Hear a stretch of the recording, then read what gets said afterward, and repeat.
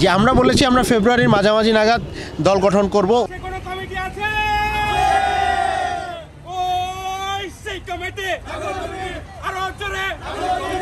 যে আমরা বলেছি আমরা ফেব্রুয়ারির মাঝামাঝি নাগাদ দল গঠন করব, সেই লক্ষ্যেই আমাদের কাজকর্ম চলতেছে এবং ভালোভাবেই চলতেছে। আমরা আন্দোলনের সকল অংশীজন, ছাত্র জনতা, পেশাজীবী সকল অংশীজনের সাথে আমরা সংলাপ করছি এবং আলাপ আলোচনা চালিয়ে যাচ্ছি। ইনশাল্লাহ আমরা অতি দ্রুত দলের ঘোষণা দিতে পারবো এবং একটি রাজনৈতিক দল এই ফেব্রুয়ারির মধ্যে চলে আসবে ইনশাল্লাহ। আমাদের কর্মসূচিটা ছিল পদযাত্রা এবং স্মারকলিপির প্রদান। তো আমরা শহীদ মিনার থেকে পদযাত্রা শুরু করেছি, স্মারকলিপির প্রদান করলাম।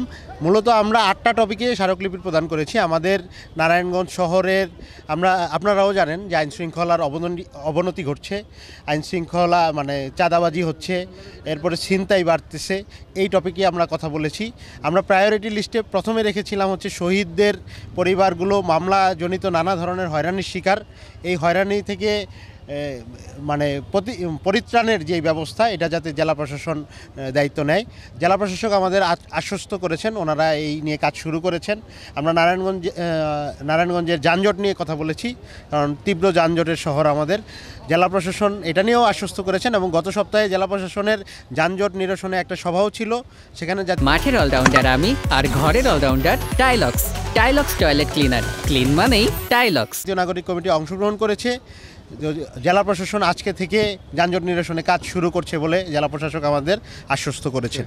সেই সাথে আমরা নারায়ণগঞ্জ, যেহেতু এই আন্দোলন জুলাই অভ্যুত্থানের একটি গুরুত্বপূর্ণ স্পট, এখানে জুলাই শহীদ স্মৃতিস্তম্ভ আমরা স্থাপনের আহ্বান জানিয়েছি এবং এই মর্মে দাবি জানিয়েছি। জেলা প্রশাসক আমাদের আশ্বস্ত করেছেন যে উনি এই বিষয়টি দেখবেন। এছাড়া আমরা শিক্ষা, স্বাস্থ্য, আইনশৃঙ্খলা, এরপর আমাদের এই যে চাঁদাবাজি, মাদক, এই রিলেটেড আমরা প্রায় 8টি দাবি নিয়ে আমরা আজকে স্মারকলিপি প্রদান করেছি।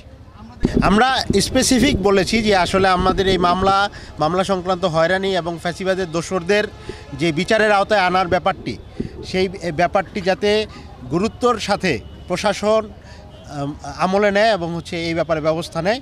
কারণ শহীদ পরিবার, আহত যাদের রক্ত এবং আত্মত্যাগের বিনিময়ে আমাদের এই নতুন বাংলাদেশ আমরা পেয়েছি, সেই নতুন বাংলাদেশের সুফল আমরা ভোগ করতে পারবো না যতক্ষণ পর্যন্ত ফ্যাসিবাদী লোকজন, ফ্যাসিবাদী শক্তি মাঠে থাকবে এবং মানুষকে হয়রানি করতে থাকবে। তো জেলা প্রশাসকের কাছে আমরা এই দাবি জানিয়েছি যাতে এই ব্যাপারে অতি দ্রুত পদক্ষেপ নেওয়া হয়।